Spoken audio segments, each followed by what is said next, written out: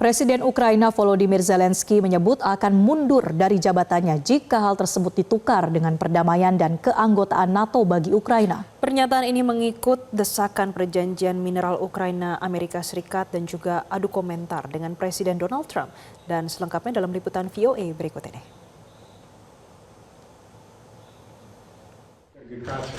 Presiden Ukraina Volodymyr Zelensky optimistis akan jalan menuju akhir perang dengan Rusia setelah bertemu dengan utusan khusus AS urusan Ukraina dan Rusia, Keith Kellogg, Kamis pekan lalu. Генерал Келлог, зустріч, яка відновлює надію, нам потрібні сильні угоди з Америкою, угоди, які справді спрацюють. Я доручив працювати швидко і дуже виважено. Економіка і безпека завжди мають йти поруч. І деталі угод мають значення. Чим краще прописані деталі, тим більше результат.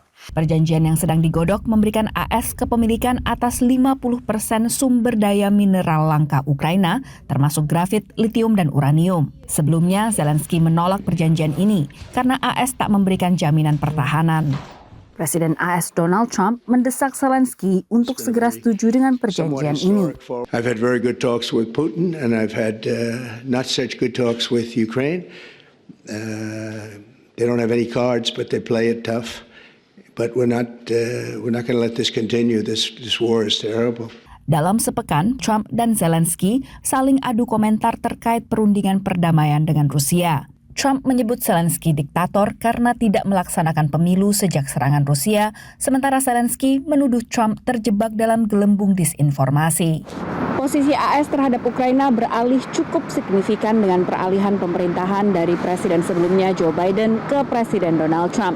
Selama masa pemerintahan Biden, Ukraina dijanjikan bantuan sedikitnya 70 miliar dolar AS, jumlah terbesar bantuan pertahanan yang pernah diberikan Amerika Serikat.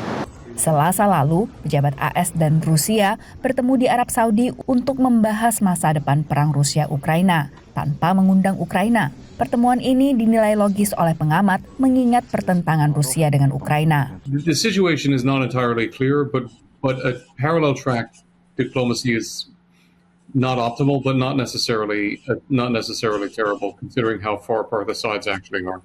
Namun analis lain melihat Trump terlalu terbuka dalam menyampaikan strategi negosiasi geopolitiknya. The one criticism that I would levy at the Trump administration is that I think it has given away too much, even before any serious discussions have taken place, saying no U.S.